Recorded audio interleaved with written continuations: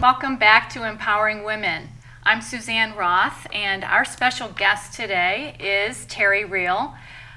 He is the author of I Don't Want to Talk About It, Overcoming the Secret Legacy of Male Depression. I think that most people feel that women are affected more by depression than men. Right. Although my sense is that you differ. I disagree in with that that opinion. Yeah. So I think that there's a hidden epidemic of depression in men. And there are two reasons why that idea that depression is a woman's disease has been so predominant. One is that men don't admit to being depressed in ways that women do. And two is that men show depression differently than women do. And if you're looking for the classic signs of depression, you'll show up more women that way. So are the roots of depression different? Yeah, not only is the manifestation of depression different, but what causes depression is different in men and women. As you know, given the show, the root wound for girls is disempowerment, the loss of voice. And the work for women is the restoration of power and the restoration of voice. For boys and men, the essential wound is not so much disempowerment as it is disconnection. Disconnection from self, from your feelings, from what you really want and need, and disconnection in your relationship to others.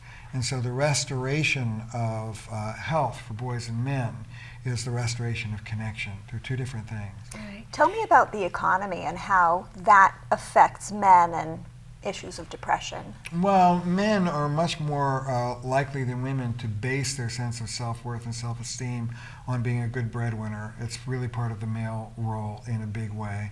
And we know from research that in areas where people have lost jobs, that there's an increase in drinking and domestic violence and in depression, and it hits men a lot harder than it does women.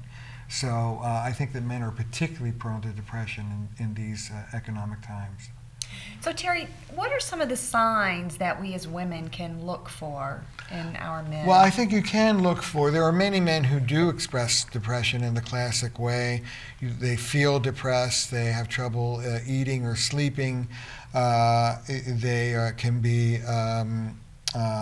full of guilt and shame, and in most extreme cases even suicidal. So we kind of know what depression feels like. Right. The difference between a normal depression and a clinical depression is how long it lasts and how deep it is. Right. But many men don't express depression in those classic ways.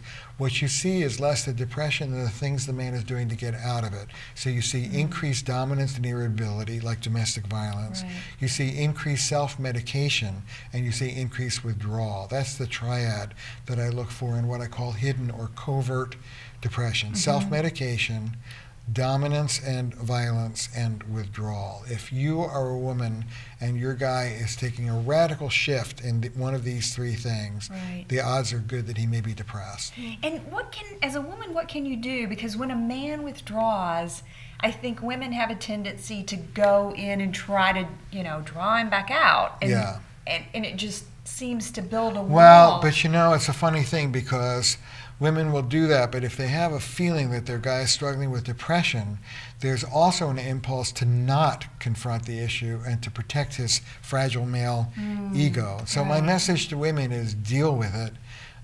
Deal with it, deal with it, deal with it. Your guy may not. One of the things I say is that men are about as likely to get help for depression as they are to ask for directions. Right. If you're my intervention with depressed men is often with their partners. Right. You have the right to insist, get him in front of a mental health professional.